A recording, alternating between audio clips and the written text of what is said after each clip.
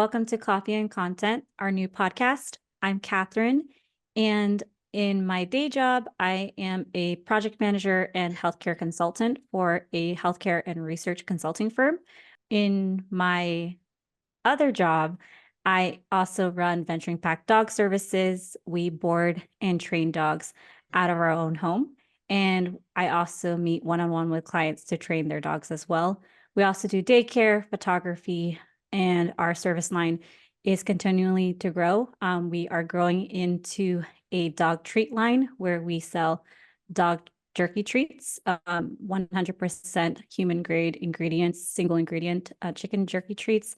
You can check us out at shopventureimpact.com and Cool. ventureimpact.com as well. That's awesome. My name is Yusuf. I run Las Vegas Compost here in Las Vegas, obviously. What we do is we recycle food waste. So we have monthly members who pay you a subscription. Essentially, instead of throwing your organic waste into the trash, you put it in the bucket. We take it either every week or every 2 weeks to the local compost facility and turn it into soil. So we get to recycle those nutrients instead of it going to the landfill. And it's just a better way to I guess kind of help the planet, help the surface temperature of the Earth from getting hotter, and it's just more of a passion of mine just for the the well, how would I say this? It's more of it's a passion project of mine. So yeah. I love it. And do we want to go into the goal, the mission of the podcast next? Yeah, so we wanted to do this more for practice for ourselves because both of us are obviously small business owners wanting to be big business owners. And we know that a lot of times the bridge to go from small to bigger is content and brand. And we knew that in the back of our heads, we knew we should have been making content a while ago, and we haven't been. And so after having that conversation, we said, why don't we just hop on, hit record, see what happens? And that's kind of what we're doing. So this is episode 1. The idea is coffee and content. So got our coffee, and we're just going to talk. And I think we're going to re-listen to everything we talked about today. We're going to figure out how much I've said already, like 30 times. And, we're going to figure this stuff out as we go. And the idea is that eventually, hopefully sooner than later, that other people can kind of come on and practice with us and we can all kind of grow together. So for me, um, I think perfectionism is something I've always kind of struggled with. I think it's very easy to feel like I have to have a very specific setup or I have to have something to talk about or I have to look a certain way, have a certain thing that, I've accomplished before I can make content. I don't think that's actually true. I think that's something that we tell ourselves so that we keep pushing things back. And the thing about pushing things back is if we feel like we're going to do it, we never feel like we didn't accomplish it. And so if it's something that we want to do, we should just jump into it and start because that's how you're going to get better. They say the first 20 hours of anything is just you're going to be crappy at it and then you'll be pretty good, better than 90% of people after 20 hours. And 20 hours isn't that much. So we said, let's just hop on here and see what happens. So that's kind of what we're doing. I think another thing to add, like a funny tidbit also, is that I bought this mic 2 years ago and I never opened it from the box until today. And so that goes to show it's always been a plan, but getting started is always scary. I think a lot of times we, like Yusuf said, we try to be perfectionists and there's this curse around it that prevents us from getting started.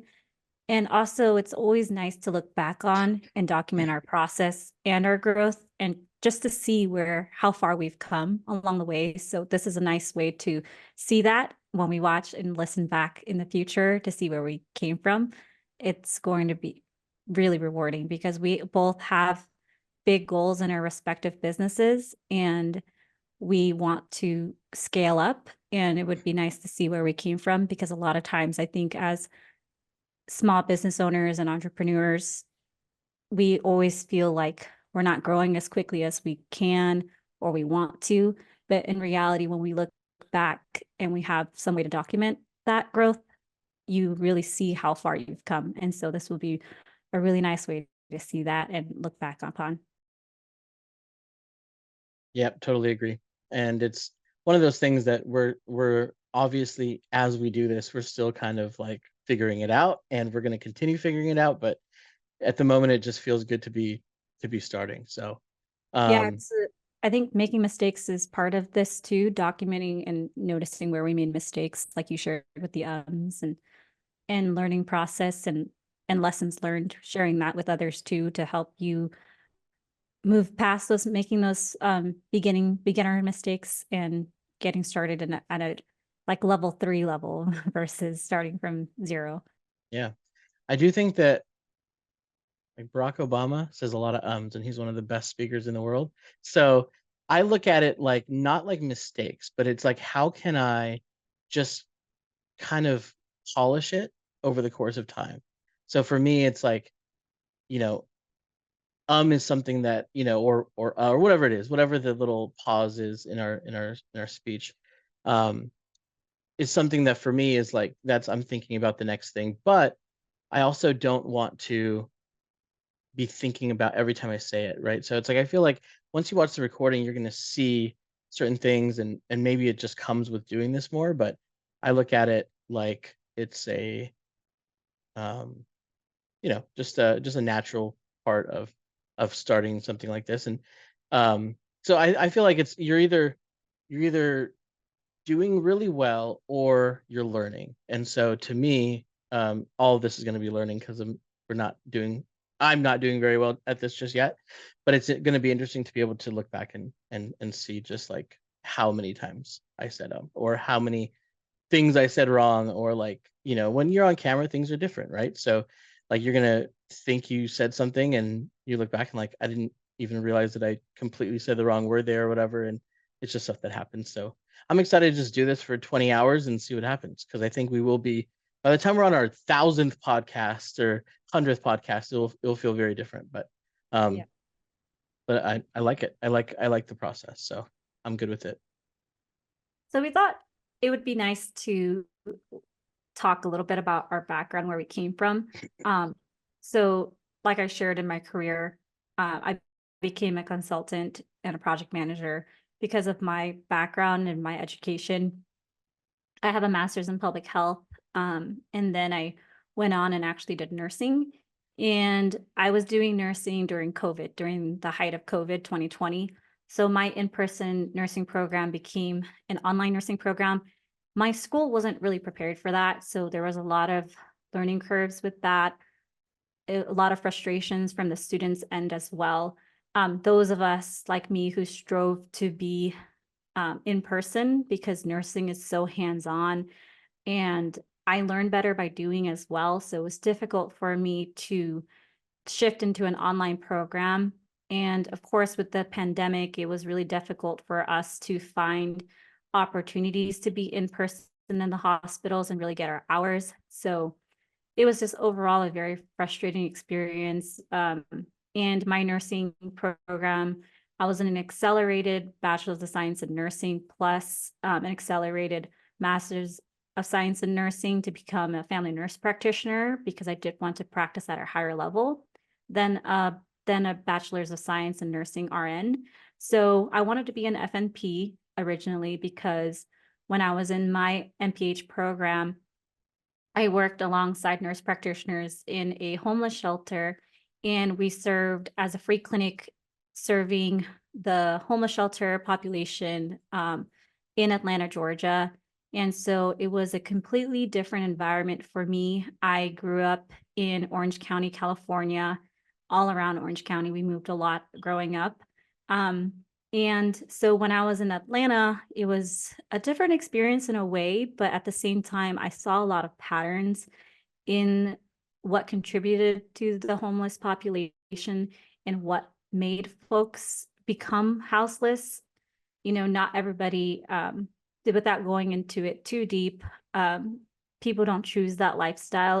It sort of happens to them in a lot of different ways, factors with family, um, mental illnesses, drug addiction, opioid use, a lot of different things go and factor into that. It's not, I would say it's not a choice in a lot of ways. It's how we grew up and how we were brought up in the circumstances we find ourselves in. And so while I was working as a clinic coordinator at the free healthcare clinic, I really saw the impact made day to day. At the end of the day, I chose public health because I wanted to make a difference. When I started my MPH program, I really thought that I was going to go into climate change work and work in environmental health, fighting climate change, protecting our oceans and our marine life. That's a real passion of mine still to this day. But I saw a lot firsthand when I did a study abroad program in my undergrad right before I started my MPH. I saw the impact of the 30 years of work and research and funding to create these initiatives. But because of climate change, it would get wiped out in a sense. For example, I saw a firsthand when I went to the Solomon Islands, a 30-year project of coral reef farming on a small island. It lasted for 2 years. And before a tsunami came and knocked it all out. And that was really devastating for me to witness because I know I just learned a lot about how long it takes. You have to do so many environmental health impacts, environmental studies. You have to educate the locals to sustain the efforts so that it's not just a one and done deal. It's an ongoing sort of sustainability effort. And the fact that it got wiped out because of exactly what we're trying to fight, climate change, with the tsunami that hit unexpectedly, I just didn't want to be in a career where I saw my life's work get wiped away. Like 30 years of work, if I imagined myself putting in 30 years of my career working on something and getting it wiped away in an instant, I really felt devastated by that and didn't know if I could, you know, be somewhere where I was in that field. So when I was doing my MPH, my work study program at the health clinic, I saw the impact that was made same day, sometimes over the course of weeks or months with our patients. And so it really re-inspired me to go back into healthcare in a clinical setting. And so when I finished my MPH, I decided to do nursing. But during nursing, because of the pandemic and all these other factors, my mental health really took a turn for the worst. And I decided to step out after my bachelor's of science in nursing. And for a while, I felt that I didn't really want to see myself in a hospital. I couldn't really see myself in a hospital day to day. I really saw myself more at a clinic or practicing at a higher level. And I found myself searching for jobs. I was job searching for 6 months. It was really, it took a toll on my mental health yet again, because I felt that I had this education, I had these experiences, the work experience, but not getting the job that I wanted until I finally interviewed for my current role. And in my current role, it really meshes well with the flexibility in terms of being able to consult remotely for clients. I'm able to jump in on strategic meetings with the company and really think on a more creative and higher level, developing our businesses, further expanding our businesses. And our goal with the company is to become the #1 consulting firm in the nation. So we are working endlessly to get to that goal. And I contribute a lot in ways of that I thought that I wouldn't find myself in as an early career professional. So that's been really exciting. And with the business that I have, it allows me to be home with my dogs. That's #1 goal of mine. I love being home with my dogs. I want to spend as much time with them as possible. I lost a dog like 2 years into her life, and it was just cut so short. And I see it time and time again with friends who lose their dogs. And dogs to me are my children and my family. And so I want to spend as much time with them as possible. So this career has really helped me be remote and be with them as much as possible, because time is very limited with your animals. I'm sure a lot of pet owners will connect with that. And just real briefly, my family, I didn't grow up with the most healthiest childhood. My parents, I'm a child of divorce. My parents divorced when I was in wasn't I wasn't when I was 4 in kindergarten. So I didn't grow up with the best family relationship. And I also entered the foster care system as well at a really young age when my parents were going through the divorce. So I worked a lot with foster youth before I joined my current company, and the foster youth population is something I hold near and dear to my heart. So I really do want to further develop that interest and create a business around that or a nonprofit around that as well in the long-term goal of mine is a long-term goal of mine. And I'm actually located, I didn't cover this earlier. I'm located in Southern California in Riverside County. And so that's the population I serve right now with my dog boarding business, and dog training clients are all within Riverside County. Nice. That's awesome.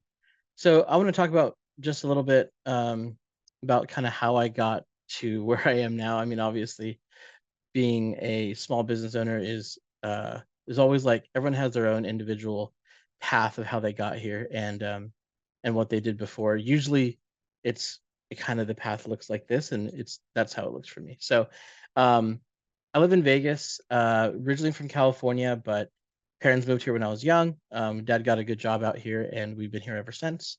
So most of my family's in California, but my immediate family is here in Vegas.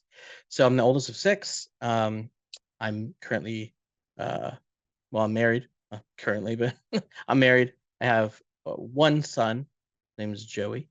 And as far as like how I got here career wise, it's been a crazy road, but so I was going uh I thought I was going to be in hospitality actually. Living in Vegas, hospitality is one of those careers that kind of just is very easy to do if you're good with people, and I tend to be pretty good with people, and so started out working at the Westin and went over to the JW Marriott, and I was there for 8 years.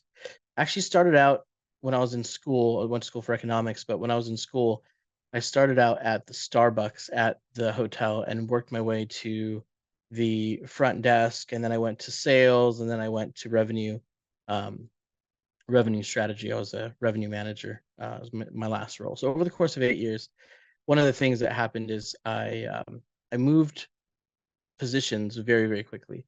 And there are multiple positions in each of those departments, just to be clear. So it was one of those things that over 8 years, like the person who was, for example, the maintenance guy was still the maintenance guy when I was, 8 years in, but had seen me from making his coffee 8 years ago to now being in the executive boardrooms with, with all of the rest of the executives. And it was kind of a crazy path, and people would comment on it, especially at the end.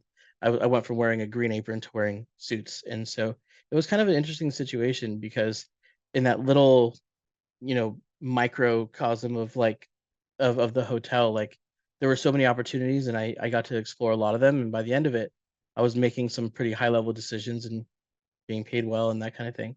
And then COVID happened, and it was one of those things that, they went down to a skeleton crew, and I had just moved into this new role that they had created for me.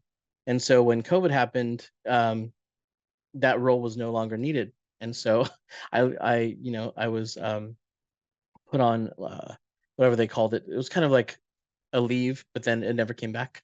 And so going into COVID, I was kind of like I had some time to kind of think and decide what my next move would be. And I thought it was one of the best things that ever happened to me because I probably would have been happy just doing that. I always had an entrepreneurial spirit, but I always liked the security of having a job. And so that was kind of the balance that I needed to strike. And so during COVID, I had an Etsy shop. I did some, did pretty well with it. Had a lot of sales every month, and kind of dipped my toes into entrepreneurship.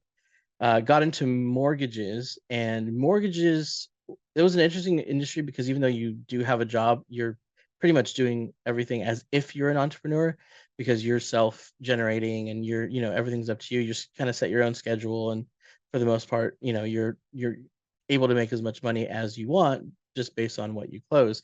And so there was no like salary cap like there is in most positions. And so I liked that.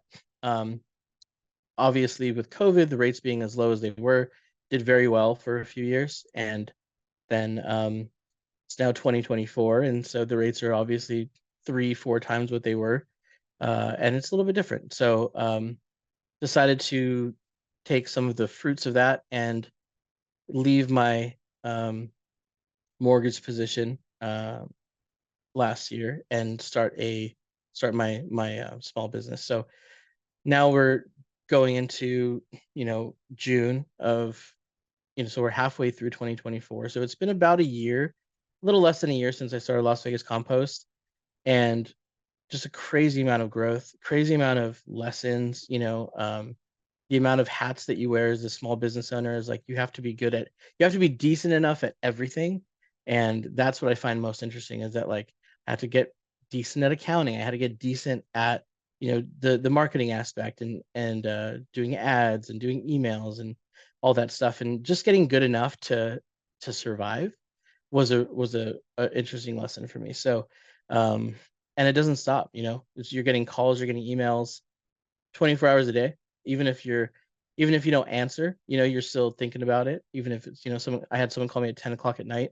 I saw it come through. It was on Do Not Disturb, but it's like that's still something I have to think about. So um, one of the things about being in this industry is there isn't a lot of competition, and there's good and bad to that. I think a lot of good, definitely, but also you don't have a lot of models to follow. So you don't, you're looking at if you were to start a restaurant, you have a lot of restaurants, you go in and see what they do and take best practices and pull what you like. Where in this case, I only have one competitor in Las Vegas, and there's a lot of things that I wouldn't model after her. And so I'm kind of blazing a new trail, and it's interesting. So um, that's I guess that's the challenge, but it's been really rewarding figuring out how to become uh just good enough, if not really good at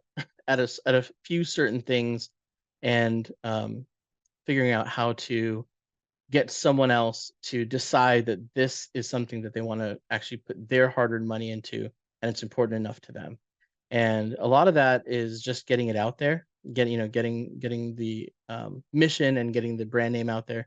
And some of that is a little bit of like uh, getting creative in the way that I word things and the things that I say to remind people of maybe their own sense of social responsibility, to the world, to the climate, and to their grandkids, that kind of thing. So um it's interesting. It's an interesting balance of just having a lot of things that are constantly on your mind and that never can really leave you, can't turn it off. So I love it. I think it's interesting. I think it's fun. I think it's crazy. But I don't think I would do it any other way. So And mortgages is actually how Yusuf and I connected. that's Our true. mutual buyers connected each other because I was looking to expand my dog business by purchasing a larger location. Um, I also realized I did not talk about how I got started in the dog business, so I wanted to touch upon that a little bit. I started back in Atlanta, Georgia, when I was a student in grad school. I needed some extra income, so I started dog walking through Rover, the Rover app. I would drop in at clients' homes and go and enter their homes and take their dogs out on a walk and feed them and play with them while they were out at work. And I really enjoyed that. At the time, I had two dogs of my own, and it was nice to meet different breeds and work with different personalities. Every dog is different. And so it was really rewarding for me because I'm the type of person that would have 50 dogs if I could. And so it kind of gave me that feeling of, wow, I have so many dogs because I'm taking care of so many. And when I took a break from my MPH program, which we can go on in later episodes, I came back to California. I lived at my sister's house rent free because I did not have a job. And my sister was kind enough to let me live there. But I really wanted to contribute back in some way, shape, or form. So I started, with her permission, I started boarding dogs out of our home in Riverside. And there it really picked up. I was still doing it through Rover, and I became one of the top Rover people in Riverside, in that area. People were coming in from different cities, driving 20 plus minutes to board their dogs with me. So I knew that I had something special in that sense. When I heard clients were driving more than 30 minutes away just to board, they were skipping over so many other hundreds of other Rover folks on the app. And so that was it turned a really dark time for me into something that I look back on fondly, because it was a turning point for me. I was really depressed at the time, but spending time taking care of the dogs and other people's dogs and meeting clients really gave me that extra, like that feeling that I had something to contribute, and it was really rewarding. At the highest point of our um time at Rover, I say we because I did have the help of my brothers. Um, we had over 12 dogs at a time. There's a video on our Instagram that we have, I think, like 12 to 15 dogs in that video, and that was amazing for me because we as a team, my brothers and I, we would introduce these dogs that never had friends before to each other. And they all became such a great pack, which is where I developed the brand Venturing Pack from. I love traveling with my dogs as well, that's where the venturing comes in at. When but I did Rover for a while. When I went back to finish my grad school program, I still did Rover. I still walked dogs. And when I came back from my nursing program, I came back here to California, and I continued doing Rover. And when we purchased our own primary residence, I decided to break away from Rover and make the jump and start my own small business and under my own branding, Venturing Pack. And at first, it was a slow growth, but it picked up really, really quickly. I moved over with their permission. I moved some of my long-term, over 5 years at that point, over to my Venturing Pack business, and those were my first clients. So I'm very thankful for them and for supporting me in my shift. And then when we started, the word just started picking up. I never really spent money on marketing in the beginning. It was just word of mouth, Google, Yelp, where people found us and gave us a chance. And since then, we're on year 2 now. We're entering in year 3, almost this upcoming July, of our own branding. And it's been a wildly successful business that we operate out of our own home. So very low overhead as of right now, because we pay mortgage on the home, but we're living here, so no expenses in that space. But we've had expenses where we make the backyard more dog friendly, things like that. But all in all, still improvements in our own home that we're living in, so it's nice. But we do get more demand than we're able to handle at times. Seasonality is a huge thing in dog boarding. And so when the weather's nice and during the summer, we get a lot of requests, but we don't have the space for it. So Yusuf and I connected because I was looking to purchase a ranch property, and that's how we initially connected. It didn't work out that year because of finances. I didn't have enough saved. So it's been a year now, and I'm back on the search, and hopefully I'll be able to purchase a ranch by the end of this year. If not a ranch, at least raw land. So that's always a end term goal of mine. I think I have big plans for the ranch. I do have several business ideas that I am passionate about. One of it is including horse boarding too. So I'm really looking forward to accomplishing that next step, and also having a business that's a real business, not another job. Because right now my business is another job for me because I run it. My husband and I run it. My brother helps out. So it's a lot. I always have to be present, like Yusuf was sharing. Even when I'm on vacation, I was taking business calls. And weekends, nights, I always take calls. I always respond to my clients whenever I can. It becomes unhealthy to a point in other people's viewpoints, but at the same time, if you're putting in the time to grow something you really truly believe in, I do believe that you do need to put in more time, and it creeps into your personal time that you cut in sometimes. But as long as you're okay with it and you have a bigger vision and you're working towards that future that you're trying to attain, I really do believe that it's okay. You have to work weekends, you have to work nights. I stay up a lot. Just 2 nights ago, I was up to like 4 or 5 working on the business after my finishing my day job. So it's really a balance that and a sacrifice that you have to be willing to make in entrepreneurship that I think a lot of people don't realize. Um, and it's a sacrifice that you make for now, and you put in the time now, and you're tired as of right now, but you're building a life where you can have your time back. You have full control of your time. You can work whenever you want. Like that's the future I'm working towards. And so I always try to remind myself of that. I do have my tough times, as Yusuf knows really well. I have my moments where I reach sort of my breaking point, but you really have to just have an accountability partner that Yusuf is for me, and also my husband as well, and a support system, and reminding yourself what the big overarching goal is and what you're working towards is always important. I definitely think that, I'm big on reframing, as you know. And so when I think of life, like I always say, life is long. And I say that because everyone else says life is short. And I do think that there's merit to that. But I also think that when you think about your career, for example, just to kind of hone in on one part of life, like people always talk about work-life balance or balance in general, and it's like balance doesn't need to be every day. Like the balance in your career could be that you work really hard in the beginning so that you can have the opposite later, where you're kind of have the flexibility, making the money without working as hard. I think balance, if you look at it on a long enough time horizon, balance happens.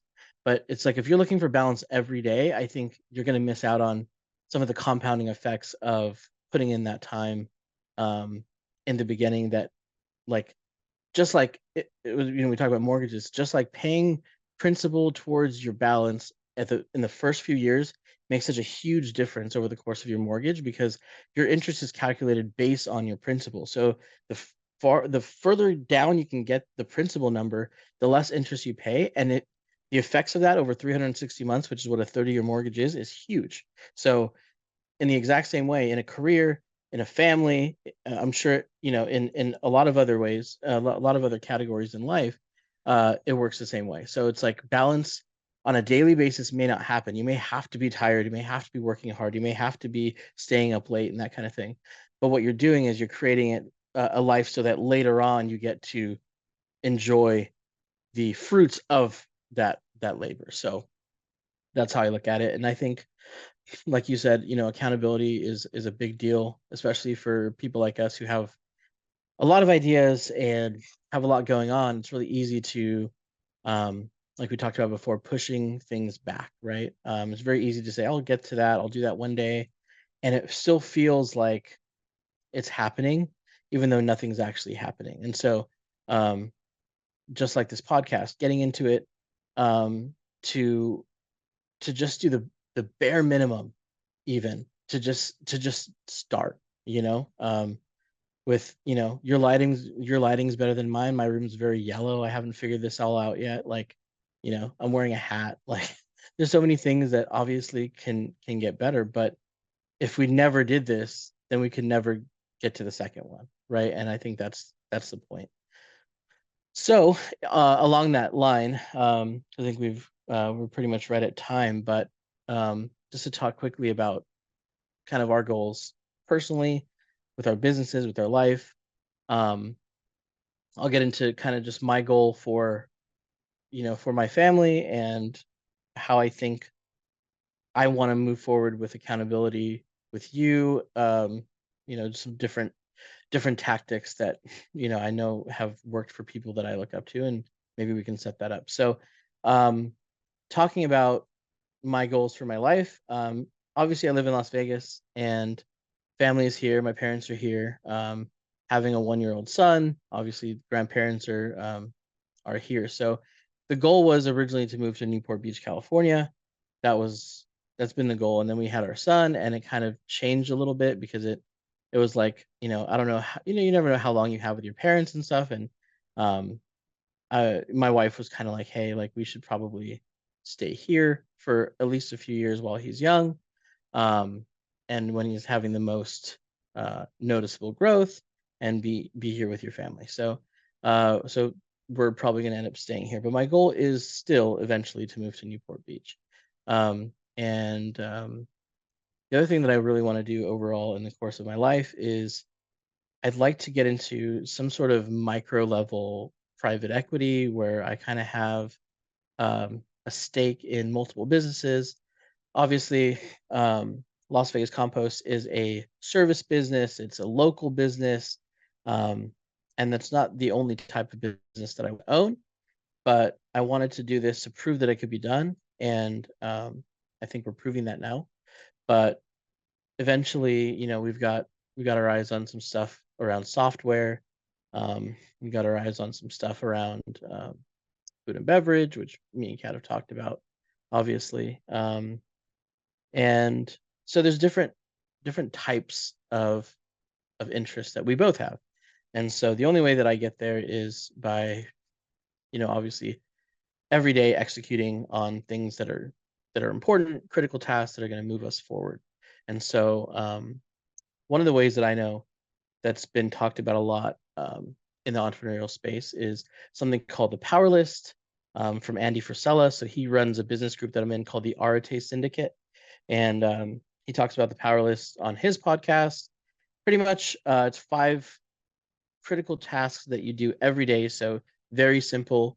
You get like a notebook, 1, 2, 3, 4, 5 down the page. You put what you need to do that day. You can do it the night before. You can do it the morning of, and then throughout the day you do the tasks. And by the end of the day, like if you completed 5 or if you just missed one, that's a win. They put a big W on the top and circle it. If you did less than 4, that's a loss, or you didn't win that day. And so I actually got a little thing behind me that says "Win the Day" because that's the name of that podcast on his feed. But so the idea is if you win the day and you do that every day or most days, then you win the week. And if you win most weeks, and you win the month, and then eventually you win the year, and then you do that over the course of 20, 30 years, your life's gonna look very different. And so it's just getting more granular with the feedback loops. So I think a feedback loop is something that it's a concept that a lot of people don't understand. So if it takes you a year to realize that like something could be better or you could be doing something different, that's a really long time. If you're getting feedback immediately, then you have the power to change it. And so a feedback loop that is essentially immediate is the goal. So as close to immediate as you can get, which in my head is daily, right? Is going to give you um, the information you need to pivot and then to get better. And so the more frequent feedback loops that you have coming back, um, the easier it is to have the growth that you want. So what I'd like to do with UCAT is kind of set up something along the lines of just like I'll send you my power list every day or something like that, and you can just you can do that with me if you want. But if I can send that to you, it holds me accountable. So what is it? It's kind of like, what am I doing? I'm doing what I want to do, or I'm having to show someone that I didn't. Um, and then it also documents the information so that after a year, after 10 years, you can go back if you keep it and look to see exactly what you did um, to accomplish whatever you accomplished. And so it's literally the roadmap. But doing it on a daily basis, it's like with weekends, with everything, 7 days a week, having 5 things that you move on. The other thing that's important with the power list is that you don't want to have the same power list for 10 years. Like the idea is that once something becomes a habit, which is usually after 21 days, you take it off the list and you replace it with another critical task. So you're forcing growth, you're forcing progress by, doing like again, if it's something like if it's nutrition related or if it's a certain thing that you do with your spouse or whatever the case is, after 21 days of doing it and checking it off, the idea is that that should be pretty natural for you. And so instead of keeping it on there, you remove that, put something else, and the idea is that your power list grows with you. And so you're always constantly reaching for that next thing, that next level, and it forces you to also think about, like, what is the next level for me and how can I get better? Because if you're doing the same 5 tasks for a year, it's kind of like it gets redundant. And so the idea is that it's supposed to be dynamic, right? Um, and so yeah, so that's the goal, is I'm going to send that to you either every night before bed or the morning if I don't get it to you. And then that way I've got that documentation and you also can see what I'm doing. And if my business continues to grow, then we'll see that there's probably a reason. If something happens and the business doesn't grow, well, then, that evidence is going to be there too. Maybe I need to change some things up. Maybe there's more I can do. Maybe it's something different I can do. So that's the idea. I love that. And yes, accountability partners is so helpful for me. I think like we both shared and touched upon, like we always have a million ideas in our head. Um, we want to do a million things if possible. And it's always hard to feel like we're making progress towards those millions of ideas. And I think Yusuf and I are both very similar in the sense that we have, yes, they may seem disconnected, like food and beverage interest, develop a business around that. Um, I have this ranch idea that I want to pursue. I want to expand the dog kennel business.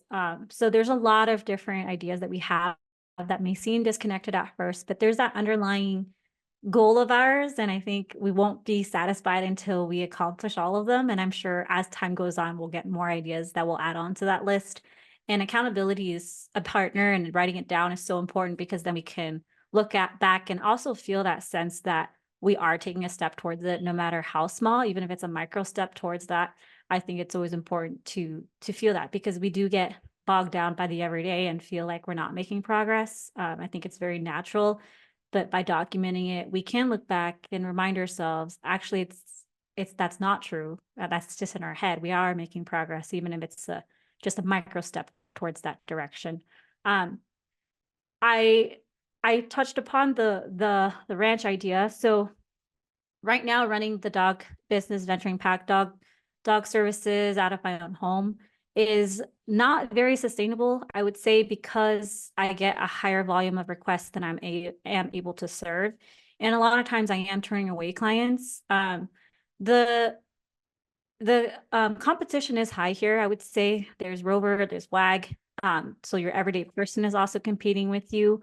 But in addition to that, we also have dog boarding kennels around in the Riverside area, and others popping up as well. And so we always have competitors, but I think offering something unique and doing it because you love it is always important. Because I love dogs so much, it's hard for someone that is whatever is with dogs, to run a dog business like mine. I think they will get burned out really, really quickly. And you do see high turnover in staff for those doggy hotels and dog kennels. So my goal is with the ranch idea is to create a space where dogs can run around, have that freedom, but safe, of course. So a fenced off ranch is my goal. I also really love the idea of having a ranch. Ever since I was a kid, I would dream about ranch life and having my own farm. I'm huge on trying to be more self-sustainable. And so I grow some like of my own vegetables here, some of my own fruits. Like you see that I love plants. I can't keep all of them alive, but I try and I learn. And so I always love learning. And so one of the things that I want to learn is how to be more self-sustainable, kind of homesteading in a micro way. I don't think I'll ever get to the point where I can be full blown homesteading because of the million of other ideas I have going on. Um, but I do love fish. You can probably hear my fish bubbler in the background. And so I want to create like hydroponics with the ranch. I want to farm some fish. I want to farm oysters. I want to farm like I want to farm so many different things. I want to contribute to some of the issues that I read about in terms of the environment. And so I would love to create like a community garden of some sort. There's some food deserts here. If you don't have access to a car in Southern California, unfortunately, it's very easy for you to fall into a food desert where you don't have healthy food accessible to you or affordable at all. And so I would love to create a community garden with the ranch space as well. Um, and so I have a lot of big plans with the ranch. I think I want to get into having events like hosting events at the ranch. I want to get into education with the community around gardening, around having some youth programs as well. I want to feed the community too. I talked a little bit about working with the houseless in Georgia, but I also, in my past, I was homeless at a certain point. I was living out of a car with my parents and my family, with my family. Actually, sorry, not my parents, my mom and my siblings. I am the fourth of five children, and so it was a very crowded car. And so I would love to give back to that community that is near and dear to my heart. I talked about foster youth. I do want to run a nonprofit in the future to help facilitate independence. A lot of times, foster youth, without generalizing, they fall between the cracks of the system. Unfortunately, there's not a lot of wraparound services. There's not a lot of continuity of care as well. And so um, healthcare, but also mental health, also just moving through life, going from high school to pursuing college education. Less like 3% of foster youth end up getting their bachelor's, a 4-year degree. So I would love to help improve that statistic through my nonprofit. And so, as you can already tell, I have a lot of plans. And because of that, my ideas that sit in my head sometimes seem very jumbled. So I actually pulled up I used to bullet journal when I was in school to keep myself on task. And shout out to Tracy. She's a really great friend of mine who gave me this kind of method of journaling. And so it's more of a layout of your monthly, weekly, daily, and your ongoing to-do list. I used to do it more organized back when I was in school because of school deadlines and all of that. But since stepping out of school, I have a lot of deadlines for work, but they sometimes are not like quote unquote deadlines, they are ongoing.